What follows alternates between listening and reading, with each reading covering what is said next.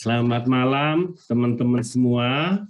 Kita akan buka tahun 2022 ini dengan pengajaran tentang sikap hati kita kepada Tuhan ya, yang disebut total commitment ya. Saya mau share screen bagi Bapak Ibu Saudari, sudah terlihat jelas ya? Oke.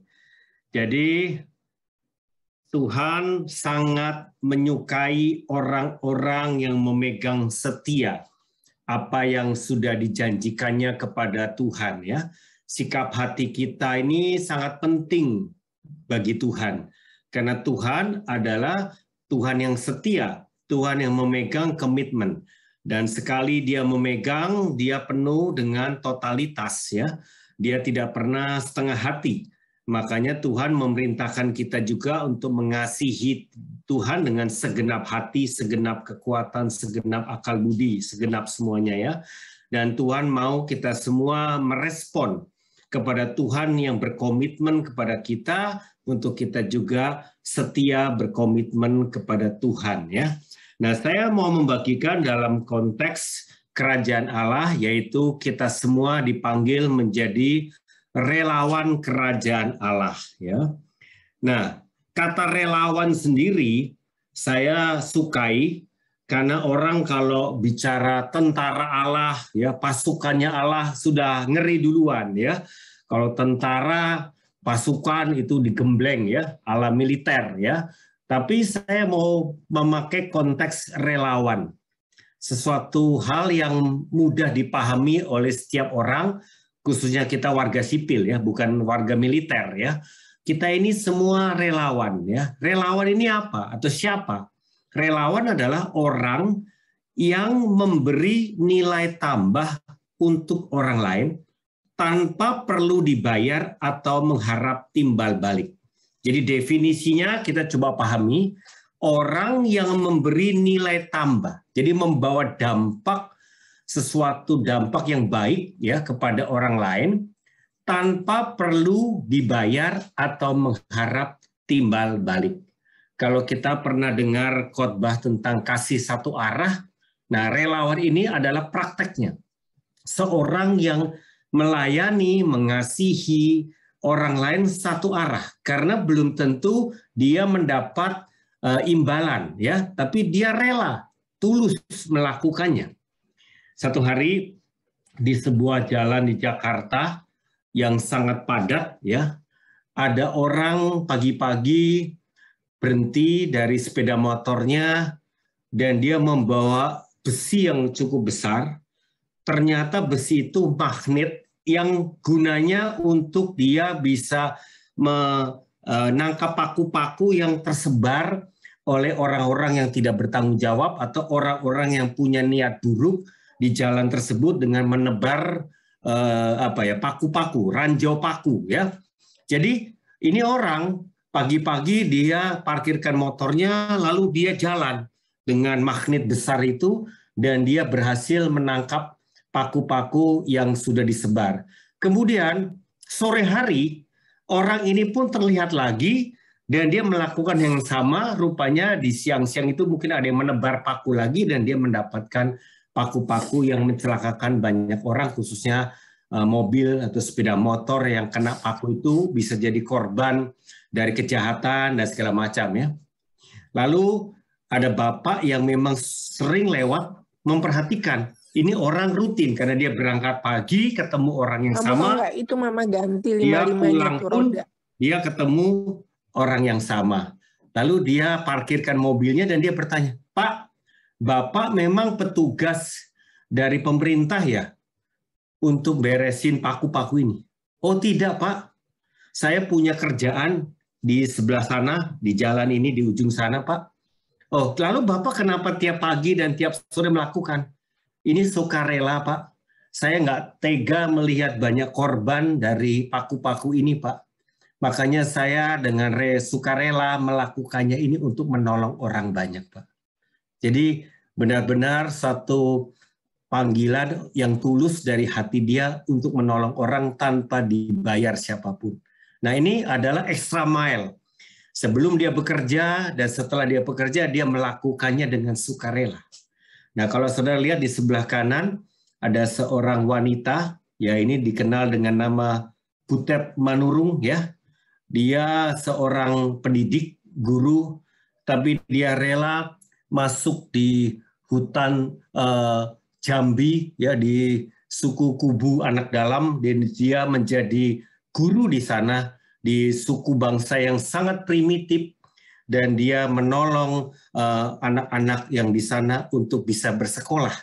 Karena ini suku pedalaman, ya, terpencil, tetapi Butet dengan sukacita bisa memberi dirinya, mengabdikan hidupnya untuk menolong orang-orang pedalaman ini, saudara. Nah, ini adalah sebagian kecil dari sukarelawan-sukarelawan yang Tuhan mau pakai bagi banyak orang, saudara. Nah, kita akan lihat bahwa ternyata Tuhan kita Yesus Kristus adalah relawan terbesar sepanjang masa. Di dalam 1 Yohanes 3:16 dikatakan, dengan cara inilah kita mengenal arti kasih. Kristus mengasihi kita sampai mengorbankan dirinya demi kita. Jadi kita pun hendaklah rela berkorban demi saudara-saudara kita. Jadi Kristus menjadi teladan, contoh bagi kita semua dengan rela mengorbankan dirinya. Inilah sukarelawan, ya. Dan dia berkata, ya hendaklah kita yang menerima hasil ini bisa melakukannya bagi orang lain lagi, gitu. Jadi sekali lagi, kalau kita mau membalas kasih Tuhan, tidak mungkin kita mampu membalasnya. Tapi lakukanlah contoh ini, teladan ini dengan hati yang rela menolong orang lain lagi, rela berkorban demi orang lain. Jadi relawan pasti orang-orang yang tidak menuntut hak-haknya, ya. Mungkin dia tidak dihargai, mungkin dia dihina, disalah mengerti, ya, dibalas dengan hal yang malah tidak baik dan segala macam. Tapi itu tidak masalah karena dia tidak pernah mengharapkan imbalan, pujian dan segala hal yang menguntungkan diri dia. Dia siap untuk melayani, dia siap untuk mengasihi satu arah. Dia rela berkorban. Nah, itulah Yesus Kristus Tuhan kita. Nah, banyak orang mungkin tidak punya hati seperti relawan ini. Karena apa?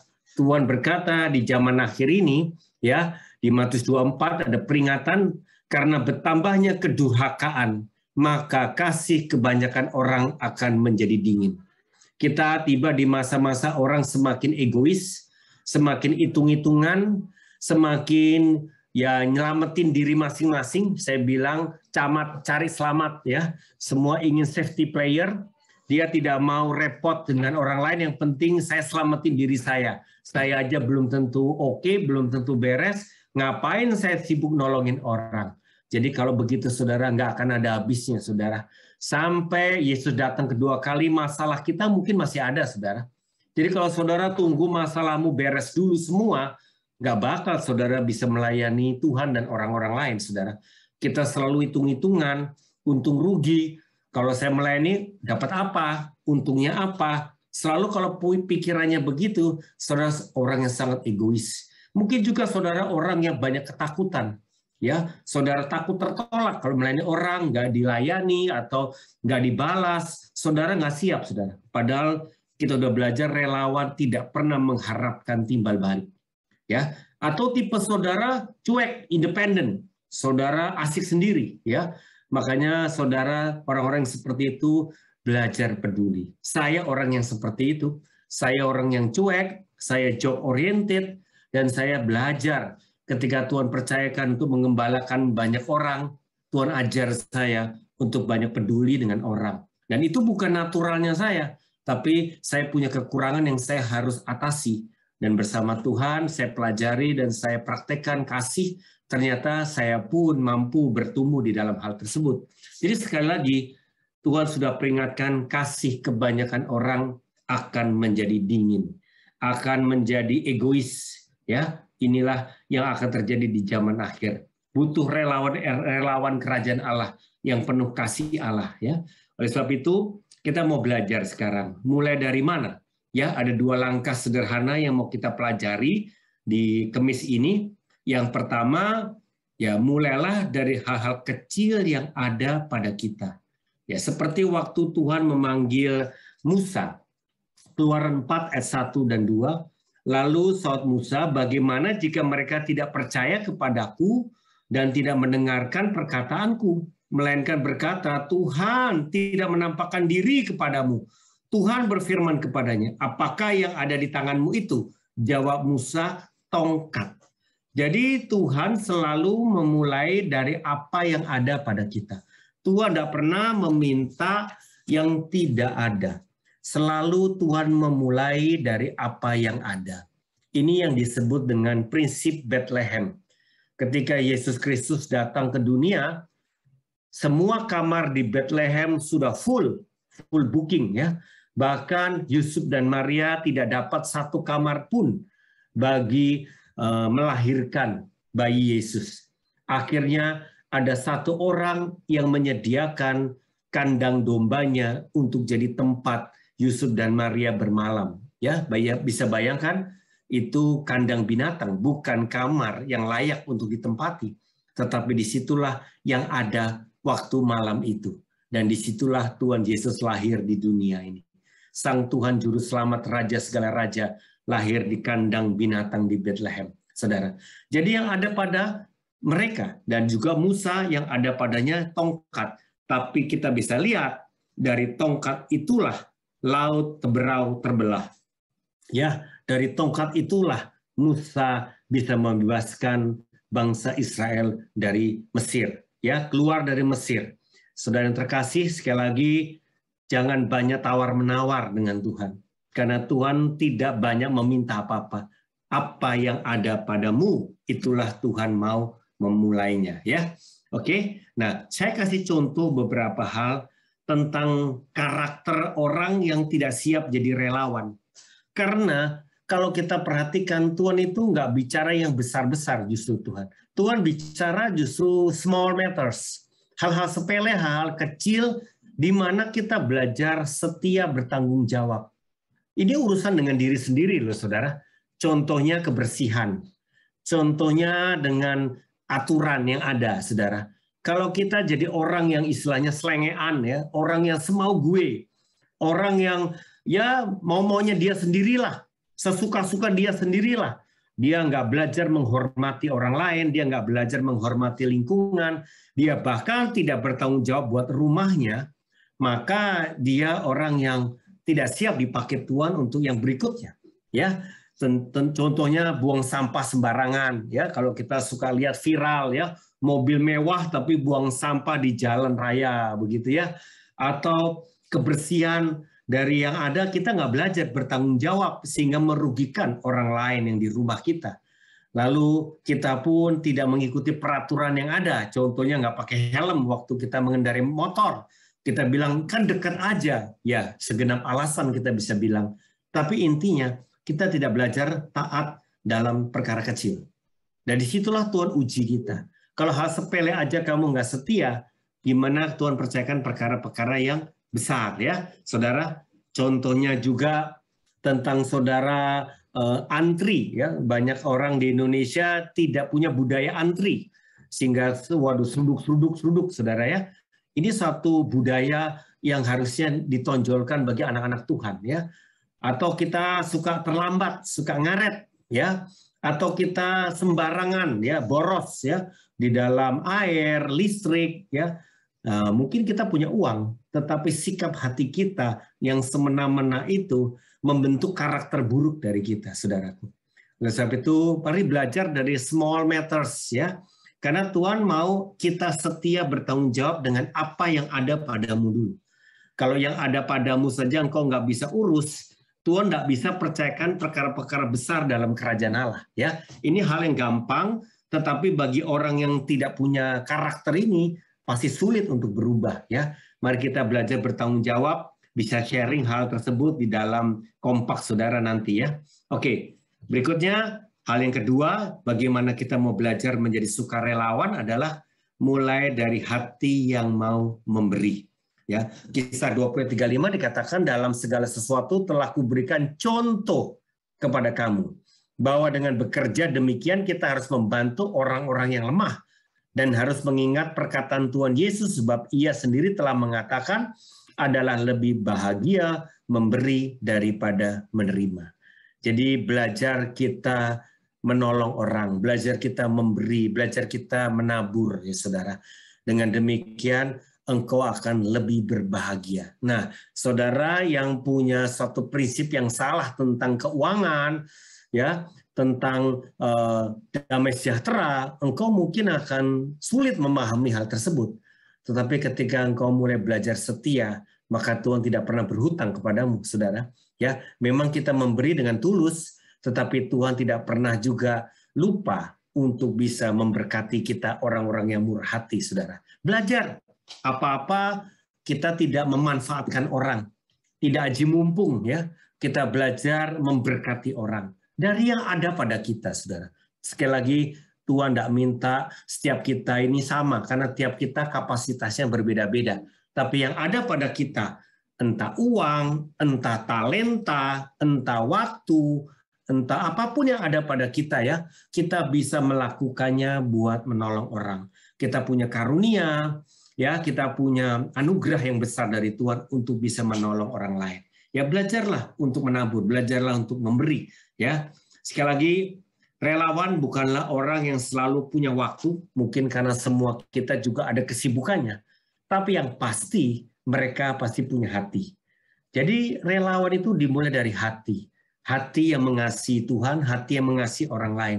Kalau kita punya hati yang seperti itu, kita pasti siap jadi relawan bagi kerajaan Allah. Ya, kalau soal waktu, sekali lagi semua kita punya waktu ya, sebetulnya 24 jam. Dan kalau saudara pakai waktu saudara, ya tergantung apa isi yang dipakai, apa yang dilakukan saudara. Kalau waktu kosong saudara, pasti semua orang punya ya. Tapi waktu kosongnya untuk hal-hal yang sia-sia, maka saudara selain itu habis waktu untuk hal yang lebih penting. Dan kita akhirnya punya banyak alasan dengan sibuk. Ya, pada sekali lagi, nggak mungkinlah kita tidak punya waktu sebetulnya. Mulailah dari hati. Dengan hati, engkau pasti rela memberi waktumu untuk bisa melayani Tuhan dan jiwa-jiwa. Oke? Yang berikutnya, saudara, saya mau angkat sebuah kisah dari seorang yang bernama George Charles Bolt dan William Walford Astor. Kejadian ini sudah lama sekali ya, di sebuah kota di Philadelphia. Waktu itu ada sepasang pasangan suami istri yang cukup usia ya, dia sudah jam 1 dini hari mencari hotel di kota Philadelphia dan semua hotel full booking ya, dan akhirnya dia datang di hotel kecil di mana ada seorang yang berjaga di sana, seorang bernama George Charles Bolt ini, dan Bapak William Walford Astor ini bertanya, apakah ada kamar untuk saya dan istri saya? Dan sekali lagi memang sangat disayangkan kamar di hotel kami pun penuh, Pak. Tetapi melihat Bapak dan istri yang sudah cukup usia, jam 1 dini hari belum dapat hotel, silakan Bapak pakai kamar pribadi saya di hotel ini. Silakan Bapak. Lalu Bapak Astor ini dibawa masuk kepada kamar pribadinya Pak Bolt ini, dan besoknya dia membayar bilnya dan dia berkata, seharusnya orang seperti Anda lah yang layak jadi bos hotel terbaik di dunia, saudara. Wah, dipuji ya. Dan beberapa tahun kemudian, Bapak Bolt ini mendapat undangan untuk pergi ke New York. Dia pikir apa ini? Ternyata yang mengundang adalah bapak tua yang pernah dia tolong beberapa tahun sebelumnya. Akhirnya Pak Bolt datang menghargai undangan tersebut dan betapa kagetnya dia ketika Bapak Astor berkata, saya sudah membangun hotel yang terbaik di dunia yang disebut Hotel Waldorf Astoria, New York. Dan hotel ini saya percayakan untuk Anda menjadi pimpinannya di sini. Saudara yang terkasih, apa yang dilakukan perkara kecil bagi seorang Astor bahwa dia dapat kamar di malam itu suatu yang sangat terkesan sekali. Bahwa seorang yang rela bisa memberikan yang lebih dari apa yang biasanya lakukan orang lain, dialah layak yang dipercaya besar. Saudara yang terkasih, mari kita belajar jadi orang-orang yang siap menjadi relawan kerajaan Allah. Dan saya mau kasih contoh yang lain di Alkitab, ada seorang relawan bernama Daud. Daud bukan termasuk bilangan tentara elitnya Israel.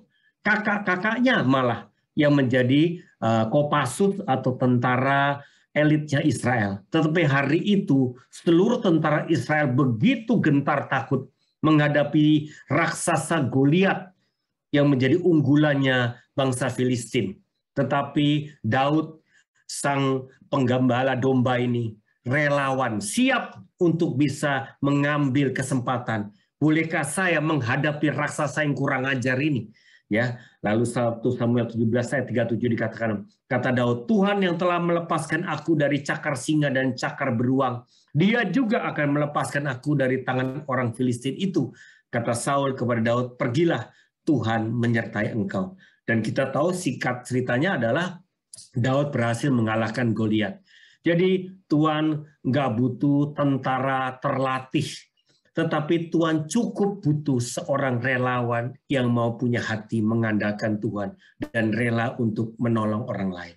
Saudara yang terkasih, maukah kita pada awal tahun ini bangkit, bukan menjadi orang yang mediocre, yang setengah hati, tetapi jadi orang yang berkomitmen total komitmen dengan Tuhan, menjadi relawan kerajaan Allah, ya. Ya, relawan kerajaan Allah ini orang-orang yang mau membagi hidupnya, hidup Kristus yang ada padanya bagi orang lain. Bagi setiap Anda, Tuhan percayakan ada keluarga rohani. Apakah Anda mau menjadi anak rohani kepada Bapak rohani yang sudah dipercayakan Tuhan? Apakah Anda juga mau berkomitmen dengan teman kompak Anda untuk saling peduli, saling menolong, saling membangun? Dan apakah Anda juga bertanggung jawab untuk anak-anak rohani yang dipercayakan Tuhan? Tuhan banyak percayakan jiwa-jiwa kepada kita. Dari yang anak kecil sampai yang sudah lansia. Ketika ada orang-orang yang mau jadi relawan, yang mau berkomitmen, mau menempatkan hidupnya, berbagi hidup kepada orang-orang ini, menjadikan mereka keluarga rohani kita, mengambil tanggung jawab, mengadopsi mereka menjadi keluarga kita, maka kita siap dipakai bagi kemuliaan Tuhan, saudara. Oleh sebab itu, di Mesbah Koramdeo ini saya mau tantang setiap Bapak Ibu. Bapak Ibu di sini ada yang join ya sebagai host atau co-host, ada juga yang jadi partisipan, ada juga yang baru bergabung. Tapi bagi Tuhan, semua Anda sama saja. Ketika Anda merespon kepada Tuhan, Tuhan, saya mau lebih lagi sungguh-sungguh sama Tuhan. Saya mau ambil komitmen di awal tahun ini. Saya mau bertumbuh, saya mau melayani, saya mau sungguh-sungguh maksimal sepanjang 2022 menjadi awal bangkitnya saya untuk Engkau, Tuhan. Maka Engkau akan dipakai Tuhan menjadi relawan kerajaan Allah. Saudara, Tuhan mau percayakan jiwa-jiwa kepada kita semua. Amin. Dan saya dengan istri pun sudah dari awal sebelum kami menikah pun kami sudah terbiasa untuk memuridkan orang. Hidup di dalam pemuritan, hidup bagi banyak orang. Dan ketika saya dengan istri dipertemukan Tuhan, maka ini yang menjadi visi pernikahan kami dari awal, ya. Kami rindu menjadi orang tua rohani bagi murid-murid Kristus yang bermultiplikasi dan berdampak bagi generasi dan tubuh Kristus lainnya. Ini bukan dari sejak nikah, tapi bahkan sebelum nikah kami sudah hidupi dan kami terus lakukan sampai hari ini. Kami sudah 30 tahun melayani Tuhan, ya. Kalau Kahana mungkin sudah lebih lama lagi, ya, sudah hampir 40 tahun melayani Tuhan. Jadi saudara yang terkasih, saya dan istri tetap berkomitmen bahkan sampai akhir hayat. Kalau kita pun tidak bisa sampai aktif melayani Tuhan, tapi kita tetap bisa jadi bapak ibu rohani bagi banyak pemimpin-pemimpin yang Tuhan percayakan. Suatu panggilan yang memberi kita kasih karunia, sukacita. Kalau kita bisa menjadi berkat mengubah hidup orang lain untuk bisa serupa Kristus, saudara. Jadi sekali lagi, semuanya mulai dari hati. Hati yang rela memberi dampak, memberi nilai tambah kepada orang lain. Menjadi alat Tuhan bagi orang lain. Oke? Nah, sebelum kita berdiskusi, mungkin kita bisa bertanya jawab, ya. Saya kembalikan ke Pak Prasetyo sebagai moderator, silakan. Oke, thank you Kak Budi untuk pencerahannya, sangat luar biasa. Malam ini saya juga belajar banyak. Teman-teman, kalau ada yang mau nanya, boleh tulis di chat atau mau sekalian open mic, ayo. Ini jarang-jarang kita belajar dari Kak Budi. Kita belajar langsung untuk menjadi orang yang punya hati untuk melayani ya. Melayani di sini bukan menjadi pendeta loh teman-teman, tapi dari hal-hal yang kecil yang ada di kita. Apa yang punya kita punya talenta apa, kita punya karunia apa, yuk kita bisa melayani. Barangkali ada yang mau tanya, boleh di chat atau mau open mic.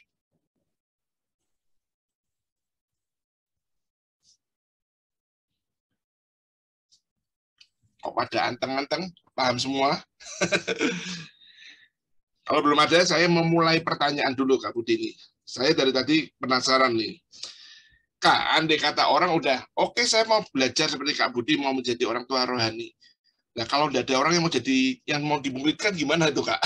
Nggak ada yang mau jadi anak rohaninya. Dianya siap, tapi orangnya yang dimuridkan nggak ada. Atau bagaimana cara mencarinya? Oke gitu Kak. Kalau itu justru nggak mungkin ya.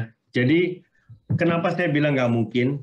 Membapai orang dimulai dari kita menabur kasih melayani orang lain ya.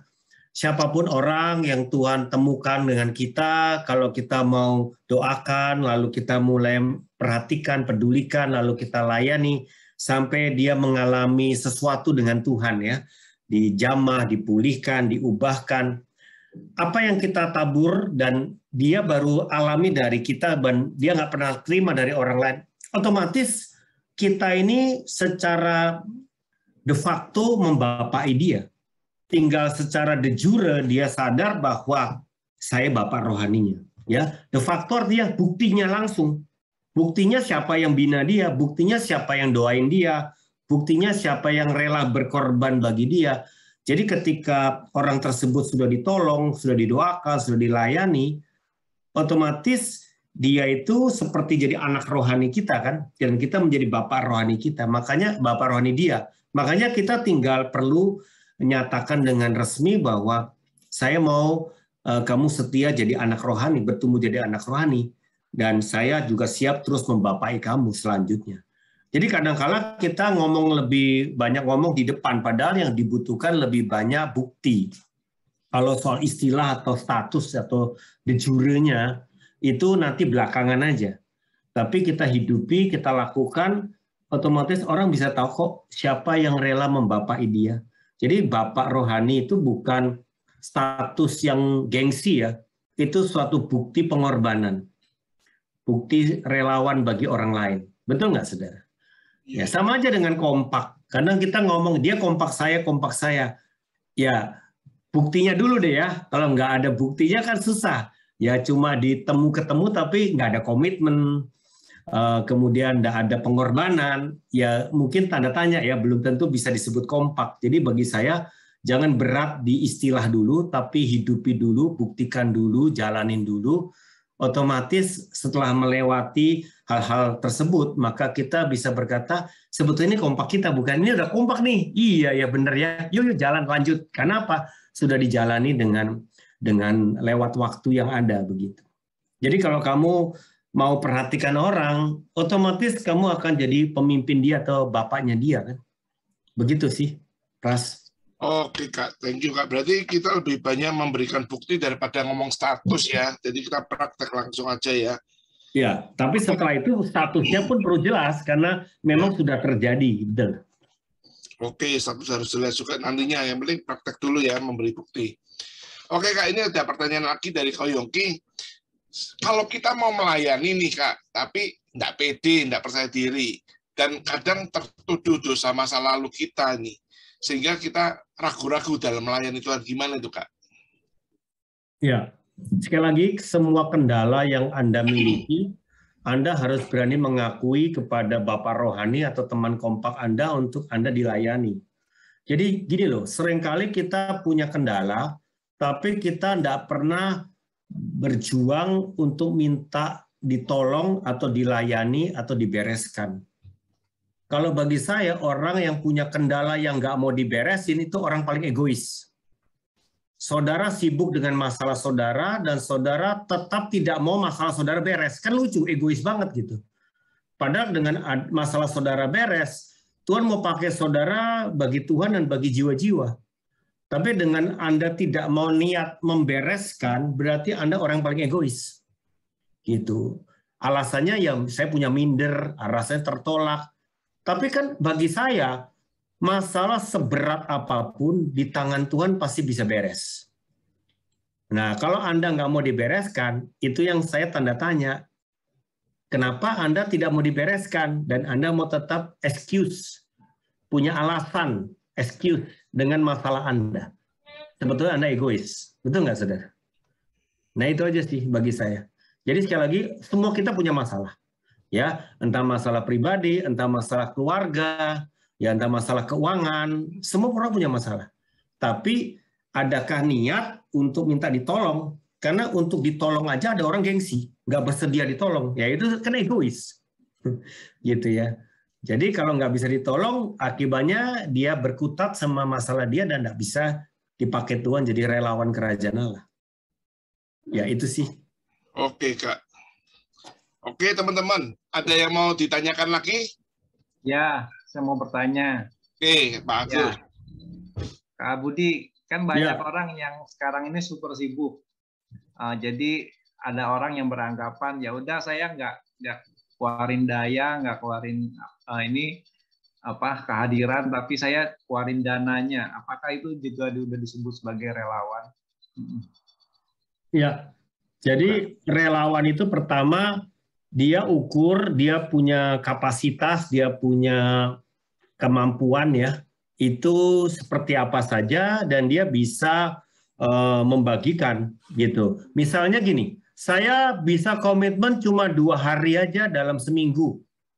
Itu berarti clear, komitmennya full 2 hari dalam seminggu. Itu bagi saya tetap komitmen. Daripada, ya saya bantu-bantu ya Pak, nanti saya bantu. Loh, bantunya kayak apa? Nanti kalau sempat saya bantu. Nah, itu lebih nggak komitmen malah. Karena tidak clear, tidak ada klarifikasi, dia mau rela berkomitmen setia berkorbannya seperti apa.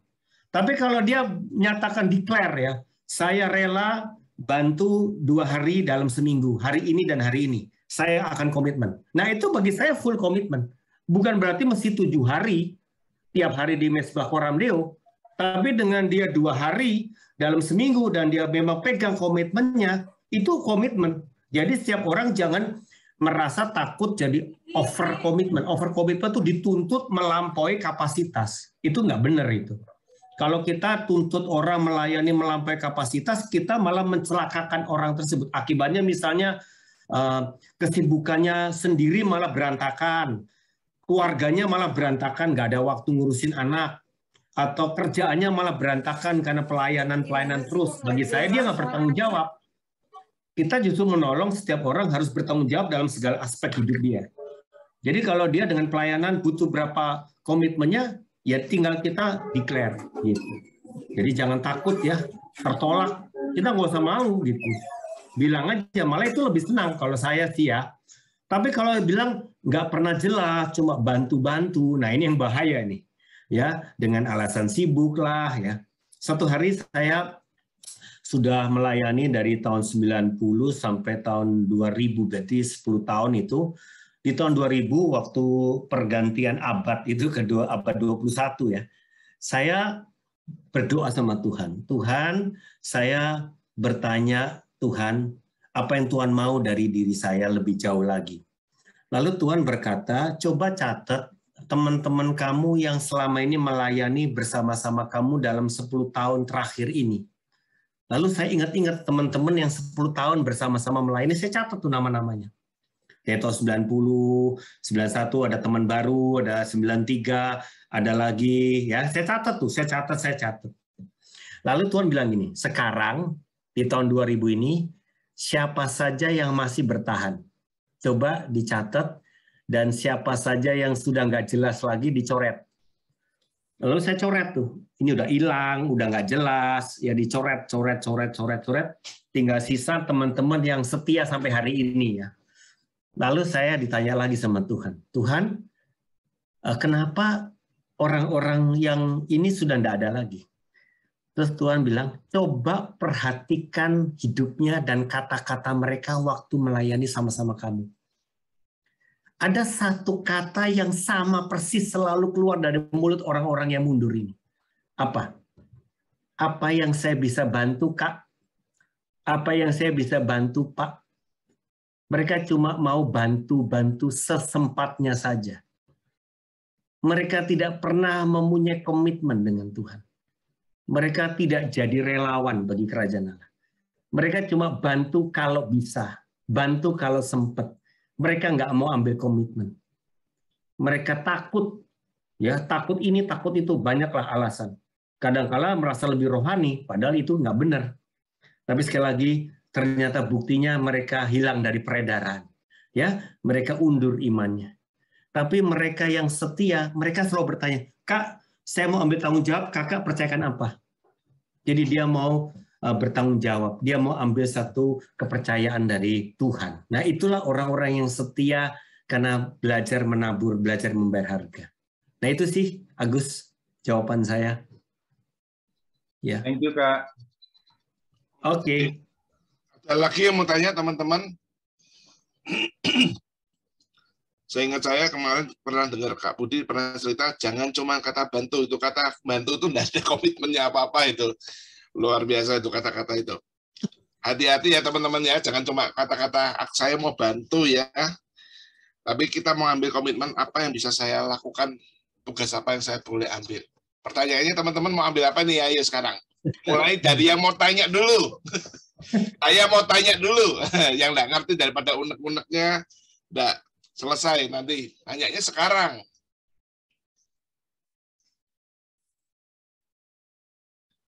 Yuk, kalau ada satu pemahaman tentang pelayanan yang belum jelas, karena ya mungkin belum paham, tolong ditanya ya.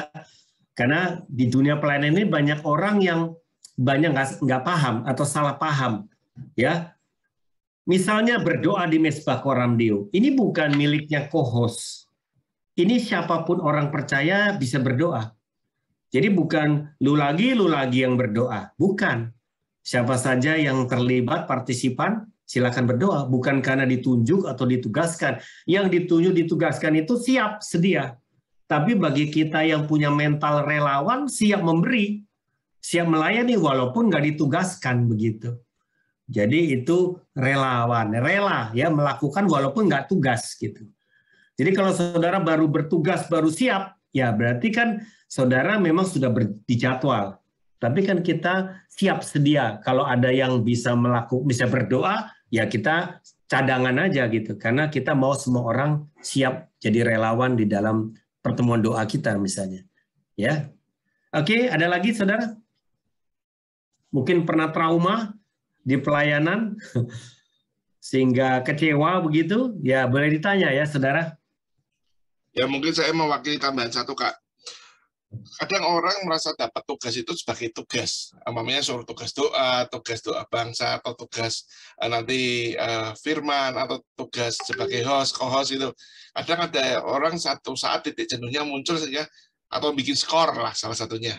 Nah itu bilang, kok aku jenuh ya, ini kok kayak ini tugas, nanti malam saya masih harus doa lagi di rumah, ini berdoa juga di Koramdeo. Nah, mereka merasa sebagai tugas dan beban gitu. Gimana itu Kak? Kalau saudara sudah mendapatkan itu sebagai beban, itu kita perlu bereskan hati kita.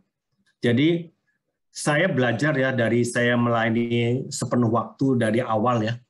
Saya belajar apapun yang ditugaskan kepada saya itu kepercayaan dari Tuhan, bukan dari manusia. Jadi kalau saya melayani entah apapun yang dilakukan dalam pelayanan macam-macam, saya melakukannya dengan sukacita gitu.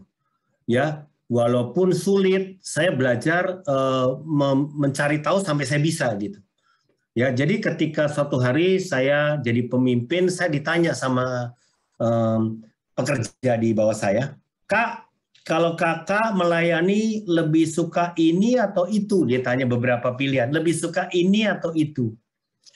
Saya bilang saya nggak bisa jawab. Kok nggak bisa jawab, Kak? Kan Kakak lebih punya kesukaan dong, senang yang ini atau yang itu. Kalau itu yang dipercayakan Tuhan, saya siap ambil aja gitu. Saya nggak biasa milih-milih sih bilang.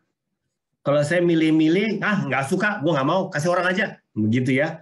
Jadi kalau dikasih ke satu tempat gitu ya, saya nggak, tempatnya nggak suka saya. Udah, saya nggak mau pergi. Orang lain aja yang pergi. Nah, saya nggak biasa begitu dari dulu.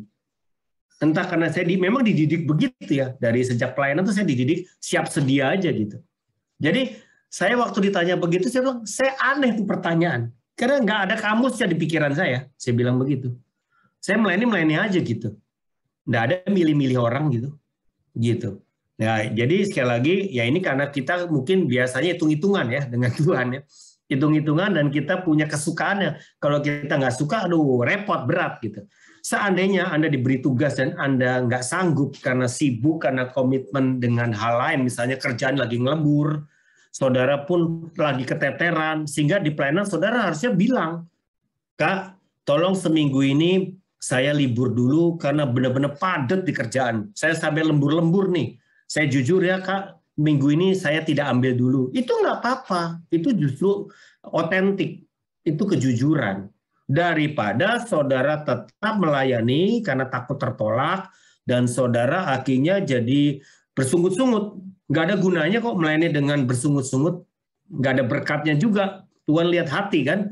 Manusia lihat kamu kayaknya bertugas, tapi Tuhan lihat hati kamu nggak benar gitu. Nggak ada gunanya, nggak ada berkatnya. Bagi saya tolonglah jangan kita melayani dengan hati yang salah gitu. Percuma, nggak ada berkatnya. Saudara. Ya itu aja sih Pak Pras. Oke, ini ada yang tanya lagi nih. Ini Pak atau Ibu nih, Jen. Mungkin open mic aja nih yang dimaksud, soalnya ada revisinya sekalian. Gimana Pak kalau pernah jadi relawan tapi pernah hati, mungkin maksudnya pernah jatuh ya, terus bangkit kembali tapi nggak pede, gimana itu Kak? Ya, sekali lagi modalnya cuma kasih kepada Tuhan kan, modalnya cuma hati kan. Jadi sekali lagi lakukan dari hati. Jadi pede nggak pede itu karena kita melihat kekurangan kita. Tapi kalau kamu belajar mengalir dari hati kamu nggak akan punya hitung-hitungan pede nggak pede. Kamu mengalir dari hati gitu, ya. Contoh, saya waktu pertama kali khotbah, dulu kan semua kita kan dari awal pasti kalau jiwa baru kan nggak pernah khotbah kan. Saya juga biasa lah ya, bukan orang yang berkhotbah dari awal bertobat. Waktu pertama kali harus khotbah karena sudah jadi pelayan Tuhan, tapi saya nggak berani, nggak pede. Pemimpin saya berkata, Budi siapin ya, saya diajarin untuk belajar khotbah dia, karena saya nggak mungkin bikin khotbah sendiri waktu itu ya.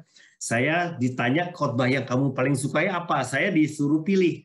Lalu saya pilih satu topik yang saya suka dari khotbah dia, terus saya suruh dengerin, waktu itu masih zaman kaset, nggak ada CD, nggak ada flash disk ya. Jadi masih kaset, saya suruh dengerin berulang-ulang dan saya tiru aja supaya lancar gitu kan, tinggal niru gitu. Saya udah belajar dan saya bisa ikutin. Lalu kapan gilirannya saya belum tahu. Suatu hari saya dapat kesempatan, Bud, yuk berangkat pelayanan. Nanti siang sesi 2 itu kamu yang khotbah. Waduh itu pertama kali. Gereja kecil Bu, tenang aja. Nanti saya juga nemenin, dia bilang. Kalau kamu nanti sampai khotbah yang udah disiapin ya. Tapi tiba-tiba kamu sampai kacau balau di depan, nanti saya naik ke mimbar, saya terusin khotbahnya. Tenang aja, katanya. Ya udah, ngalir aja dari hati. Nah betul. Saya sudah siap, saya doain, udah lama kan, saya tunggu-tunggu kan. Setelah itu saya dapat kesempatan saya khotbah. Baru 10 menit langsung ngehang, lupa semua yang di pikiran saya. Tapi di situ pemimpin saya maju ke depan dan dia lanjutkan khotbah saya. Lalu dia tepok saya, dia puji saya. Luar biasa kamu 10 menit yang dahsyat ya. Nanti lain kali lebih lamaan ya, jangan 10 menit aja, kamu pasti bisa lebih lama. Lama-lama saya sudah bisa khotbah bersama dia dan ganti-gantian sama dia, saudara. Jadi segalanya itu perlu proses, yang penting dari hati aja. Jadi jangan takut penilaian manusia, ya kita mengasihi Tuhan aja, itu modal terbesar sih dari hati kita. Oke? Ini ada yang tanya Japri nih Kak. Saya mau melayani nih Kak, tapi saya pernah kecewa dengan orang-orang tertentu. gimana saya mau melayani kalau masih hatinya belum beres dan saya belum bisa pemberesan dengan orang tersebut. Ya, pemberesan belum tentu harus dilakukan bila tidak memungkinkan, bisa saja entah orangnya jauh atau nggak tahu lagi nomor teleponnya atau sulit ketemu dan segala macam, belum tentu bisa terjadi pemberesan ya. Bukan berarti nggak mau pemberesan, tapi bisa saja sulit dilakukan pemberesan. Makanya pemberesan itu bisa dilakukan searah pun bisa. Artinya gini, kalau saya pernah ribut sama orang itu jadi musuhan sama saya, orang itu mengecewakan saya. Tapi kalau dari saya mau membereskan cukup sepihak ya, saya mengampuni sepenuhnya dan hati saya lepaskan total pengampunan itu, saya sudah plong gitu. Ya. Kecuali memang kamu yang melakukan hal yang buruk, jadi orang itu yang jadi korban kamu. Nah, kalau jenis begitu, kamu doalah, Tuhan, saya pernah melakukan sesuatu yang mengorbankan orang. Orang itu jadi korban perilaku saya di masa lalu saya yang buruk. Saya nggak bisa lupakan orang itu. Bahkan saya mungkin nggak bisa khotbah di depan orang itu. Orang itu pasti pahit betul sama saya. Kalau begitu biasanya tuh ada mujizat dalam pengalaman saya. Minta Tuhan bikin mujizat, diketemukan sama dia. Kalau orangnya masih hidup ya. Nanti Tuhan bisa pertemukan dan kita minta maaf sama dia. Restitusi, pemberesan sama dia. Tapi kalau orang yang nyakitin kita malah lebih gampang, kita langsung ngampuni aja. Ya, Sakeus sebelum dia dipakai Tuhan, di awal ada pertobatannya, lalu kemudian dia membalas uang yang dia peras dari rakyat Yeriko. Dan dia akhirnya membawa kegerakan rohani di Yeriko lewat pemberesan harta yang dia peras dari banyak orang Yeriko kan. Dari situlah orang Yeriko bisa menerima Yesus juga lewat pertobatan dan kesaksian hidup Sakeus. Nah kayak gitu tuh. Sakeus, kalau Sakeus misalnya belum pemberesan, dia tukang peras harta orang, mungkin dia ngomong bersaksi pun orang belum tentu mau dengar karena pahit hati sama Sakeus. Tapi Sakeus membereskan kepada korban-korban dan nggak usah banyak ngomong, terjadi lawatan pertobatan di Yeriko. Itu contohnya. Ya, oke. Oke, teman-teman, ada lagi enggak yang mau tanya nih? Ya, dimulai yang mau tanya tentang komitmen melayani nih. Atau malah takut komitmen sekarang? Semua bisa komitmen ya, komitmen sesuai kapasitas. Ya, nanti 1 jadi 2 talenta, 2 jadi 4 talenta, 5 jadi 10, diberi kasih karunia lebih. Berarti Anda bertumbuh. Dulu baru bisanya segini, sekarang ditambahkan Tuhan bisa lebih besar, dipercaya lebih besar. Nah, jadi kalau mau kita bahkan jangan meninggal lebih dulu sebelum apa yang dijanjikan Tuhan itu digenapi. Kalau Tuhan kasih besar, tapi kamu coba baru segini, kan sayang dong. Harusnya dalam hidup kamu bisa melakukan sebesar ini. Dan kamu kalau bisa, jangan meninggal duluan sampai ini terjadi dalam hidup saya. Tapi kalau sekarang masih segini, ya sayang, kamu harus kejar. Ya sungguh-sungguh sama Tuhan. Nanti Tuhan melipat gandakan hidup kamu bagi banyak orang. Begitu. Oke. Kita belajar banyak nih hari ini ya.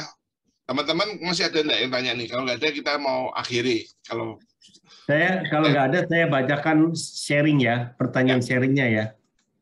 Jadi pertanyaan sharingnya ada 3 di kelompok ya, saudara nanti bisa dibagikan ya materi ini oleh teman-teman co-host ya. Apakah Anda rindu menjawab panggilan Tuhan menjadi relawan kerajaan Allah? Ya, nah dalam diskusi ya, dalam BR atau kompak di hari-hari ke depan ini, apa yang menjadi kendala internal dari dalam pribadi Anda sendiri untuk jadi relawan ya kerajaan Allah? Dan apa yang menjadi tantangan eksternal dari luar, dari situasi dan orang lain untuk Anda jadi relawan kerajaan Allah? Jadi apa kendala kalau yang dari dalam dan apa tantangan yang kalau dari luar yang membuat Anda kadang-kala sulit mau maksimal fokus siap jadi relawan kerajaan Allah ya. Jadi saudara bisa kalau mau cepat langsung di screenshot atau di foto ya. Saudara bisa sharingkan, materinya juga bisa dibagikan kepada teman-teman. Silakan saudara perdalam dalam BR atau kompak saudara supaya saudara bisa diskusikan tentang topik ini. Oke? Ya, saya kembalikan Pak Pras. Ya, teman-teman saya screenshot ya, nanti kita bisa bahas itu di BR nanti ya, besok kita ada BR. Oke, teman-teman, kita diberkati banyak, dan untuk mengakhiri acara ini, kita akan panggilkan Ko Yongki ya, untuk menutup doa dan memberkati Kak Budi. Ya, terima kasih Kak Budi. Kita akan terus lebih komitmen kepada Tuhan dan juga kepada sesama ya, teman-teman. Jadi, ini adalah pengajaran yang tentunya juga menginspirasi saya dan juga teman-teman tubuh Kristus. Dan pastikan nanti topik sharingnya kita bahas di kompak-kompak. Ya, karena apa? Sharing pengajaran ini akan dibagikan terus setiap hari Kamis ya, selama sampai bulan Januari ini.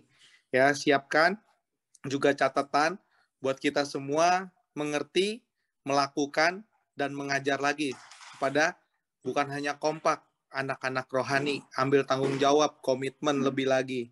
Ya, kita mau doa ya, teman-teman boleh gentangan tangan buat Kak Budi ya. Tuhan, terima kasih Tuhan. Sungguh kami mendengar pengajaran yang memberikan kekuatan buat setiap kami Tuhan. Di awal tahun 2022 ini Tuhan. Kami sepakat Tuhan berkomitmen bukan hanya kepada Engkau Tuhan. Tapi kami mau berkomitmen di dalam keluarga Allah, di dalam kompak, bahkan di dalam kasih persaudaraan. Kami mau terus Tuhan menjadi relawan yang tentunya dari hati kami Tuhan mengalir aliran kasih Tuhan. Kami nggak mau lagi hitung-hitungan Tuhan. Kami nggak mau pilih-pilih lagi Tuhan. Apapun yang Kau percayakan melalui pemimpin kami, melalui Bapak Rohani kami, bahkan juga melalui leader kompak Tuhan, kami mau ambil tanggung jawab ini Tuhan. Karena kami tahu ini adalah sebuah kehormatan.